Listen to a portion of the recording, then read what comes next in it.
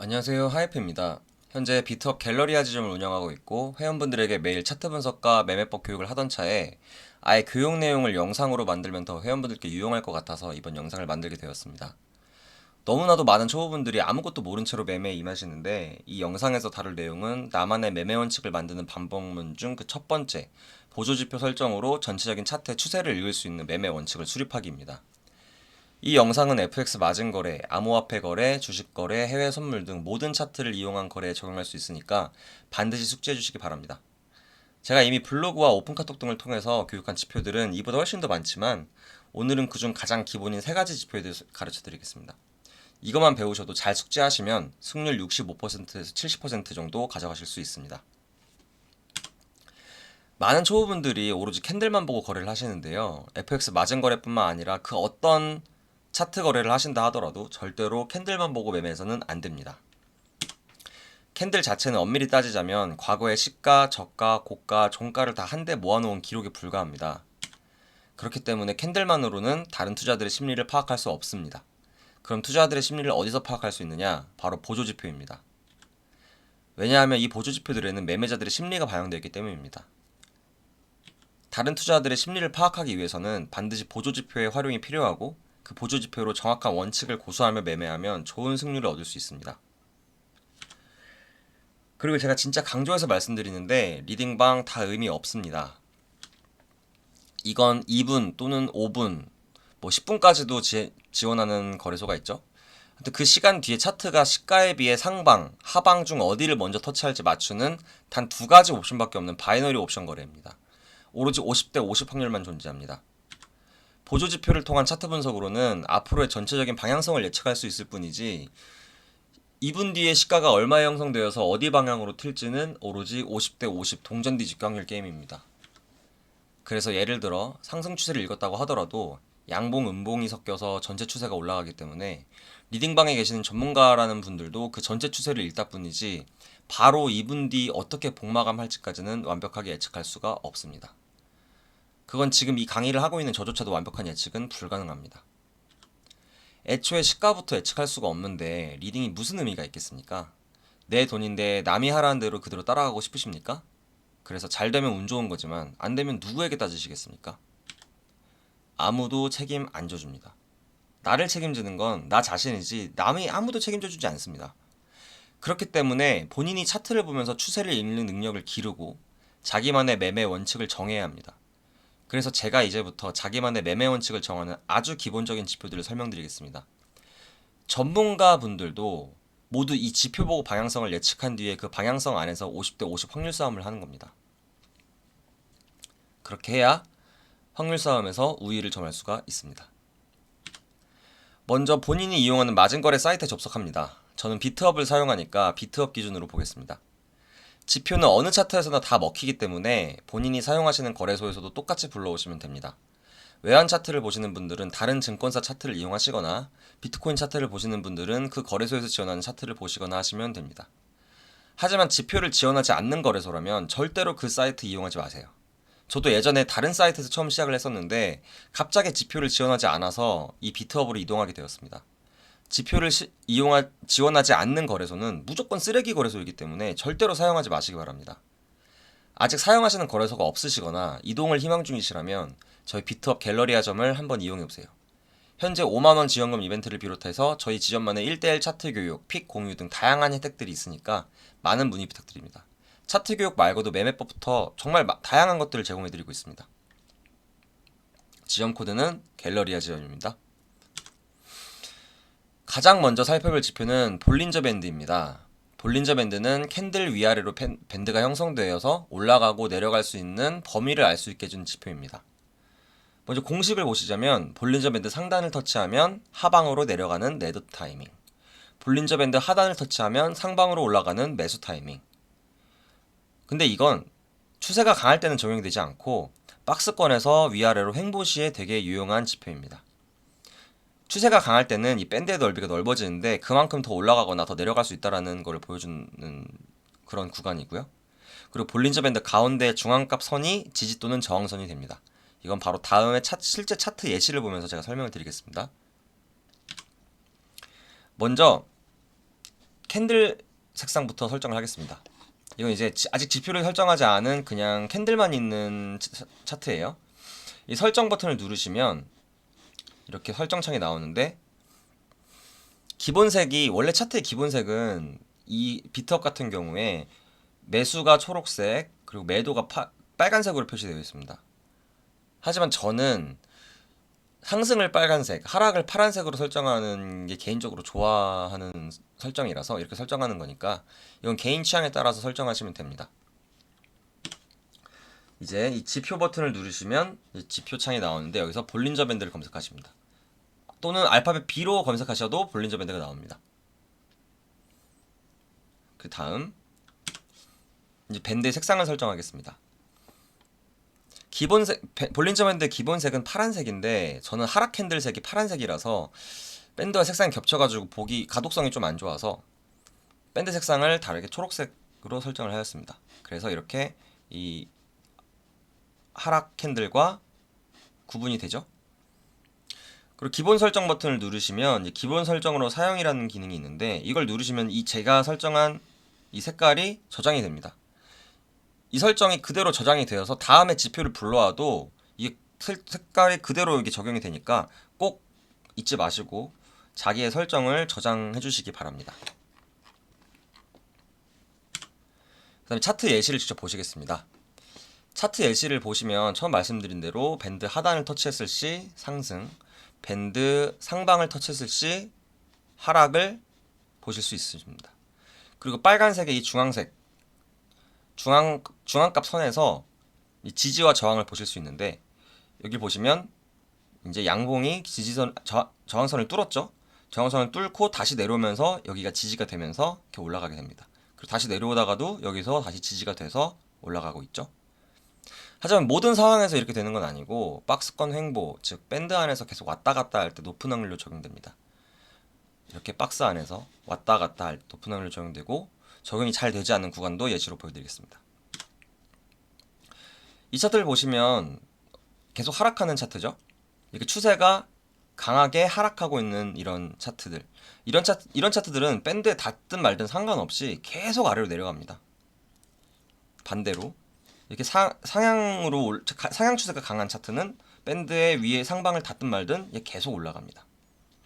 하지만 여기서도 한 번씩 반등을 주기 때문에 여기서 보시면 내려갔다가 반등, 내려갔다가 반등, 내려갔다 반등, 여기도 올라갔다가 내려가고, 올라갔다 내려가고, 이렇게 계속 반대 추세로도 한 번씩 기회가 생깁니다.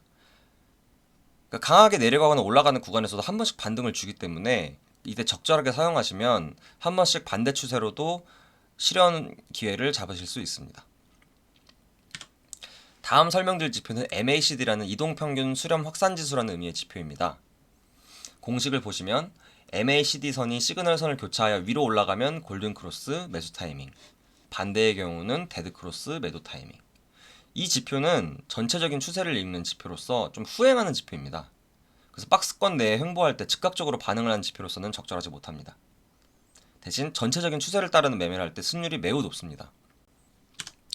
실제 제가 여러 결과값과 MACD상 골든 또는 데드 크로스 지점들 사이의 상관관계를 다 따져봤는데요.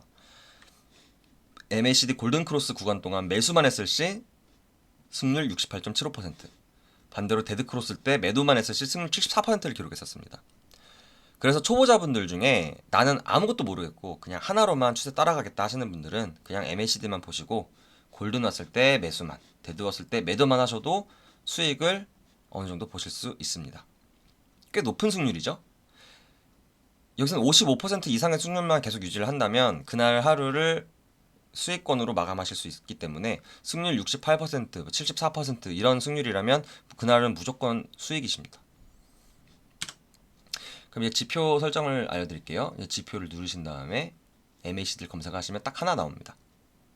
설정을 하시고, MACD도 여기 지금 가려져 있는데 여기 토니바퀴 모양의 설정 버튼이 있습니다.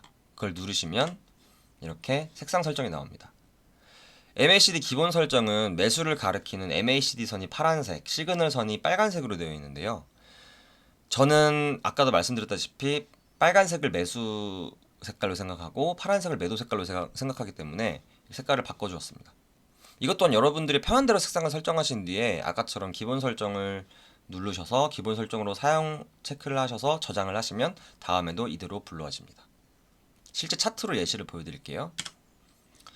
이 빨간 원이 MACD 선이 이 시그널 선을 위로 올라가는 이 구간이 골든 크로스.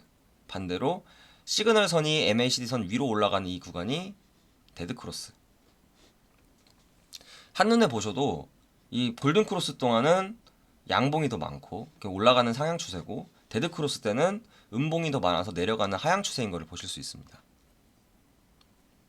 여기도 마찬가지죠. 올라가고 있죠. 다음 차트 역시 데드 크로스가 왔을 땐 하락하고 있고, 골든 크로스가 왔을 땐 계속 상승하고 있고, 이걸 보실 수 있습니다. 그래서 제가 초보자분들은 아무것도 다른 거 모르겠다 이러셨을 때 그냥 골든과 데드만 보고 매매에 임하셔도 상당히 높은 확률로 실현 기회를 얻으실 수 있습니다.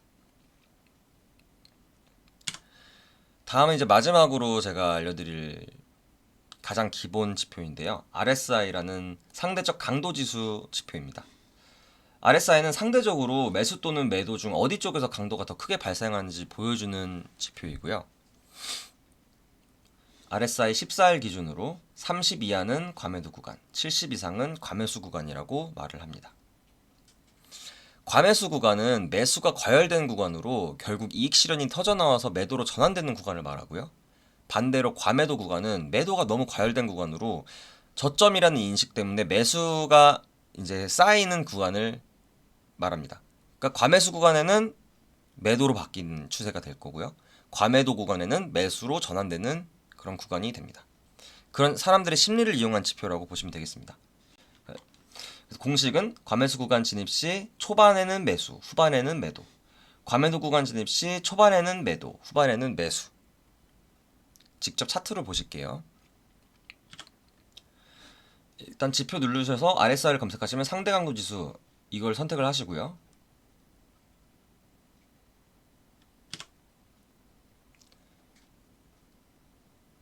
RSI는 딱히 색깔 설정을 해줄 필요가 없습니다. 왜냐하면 그냥 선이 하나밖에 없기 때문에 이대로 따로 색깔은 건들지 않아도 됩니다.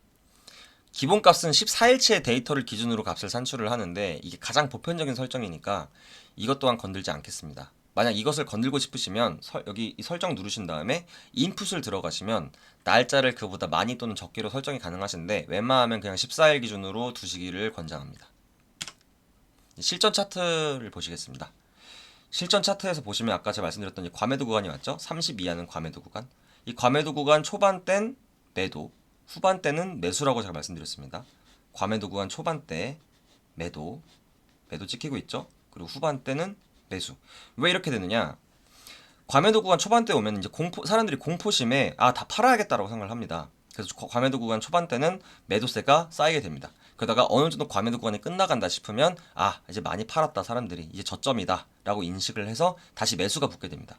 그렇기 때문에 초반부에는 매도, 후반부에는 매수가 이제 먹혀 들어가는 거죠. 이 다음 차트도 초반부에는 매도, 후반부에는 매수. 하지만 이 구간 같은 경우는 이제 과매도 구간이 너무 짧습니다. 그래서 매도 후에 곧바로 매수로 전환되는 포지션을 잡았을 경우에 이제 이익 실현을 하실 수 있습니다. 다음 구간입니다. 다음 차트인데 이거는 이제 반대로 70 이상 넘어가는 과매수 구간입니다. 과매수 구간. 아까까지는 과매도 구간이었죠. 이제는 70이 넘어가는 과매수 구간입니다. 과매수 구간은 초반에 매수가 붙다가 후반에 매도라고 말씀드렸죠. 왜 이렇게 되냐? 과매수 구간에는 초반에 이제 막 사람들이 매수가 붙으면서 가격이 올라가니까 더 오르겠다라는 심리로 사람들이 막 매수가 붙게 됩니다. 그러니까 이렇게 막 올라가다가 어느 순간부터 이 아래서 잡은 사람들은 이익 실현을 하겠죠. 이때부터 팔아 제낍니다. 파니까 매도가 떨어지는 거죠. 그래서 초반에는 매수, 후반에는 매도 이렇게 포지션을 잡으시면 되겠습니다. 방금 전과 똑같은 구간입니다. 초반에는 매수, 후반에는 매도. 똑같죠? 초반에는 매수, 후반에는 매도. 이번엔 과매수 구간이 두 번 반복되는 구간인데 초반에 매수로 붙다가 후반에 매도 꽂히고 다시 또 과매수 구간이 와서 매수, 매도. 반드시 기억하세요. 과매수 구간의 초입에는 매수가 붙다가 후반엔 매도가 되고요. 과매도 구간의 초반에는 매도세가 나오다가 후반에는 매수로 전환됩니다. 이 공식 반드시 기억해 주시기 바랍니다. 자, 지금까지 가장 기본 지표인 볼린저 밴드, MACD, RSI를 설명해 드렸습니다. 다른 많은 지표들이 있지만 이 세 가지 지표가 가장 기본 중에 기본이라고 생각하는 지표이기 때문에 반드시 이 세 가지만큼은 숙지를 하시고 매매에 임하시길 바라겠습니다. 이번 영상 말고 블로그에 미리 다 지표에 대해서 제가 상세하게 포스팅을 해놨으니까 다른 지표들도 미리 공부하시고 싶으신 분들은 제 블로그로 가셔서 먼저 예습을 하시면 되고요. 그 다른 지표들은 이 다음 강의 때 제가 계속 앞으로 다루도록 하겠습니다. 성공적인 승률을 기원하며 유익하게 보셨다면 꼭 구독, 좋아요, 알람 설정 부탁드리겠습니다. 감사합니다.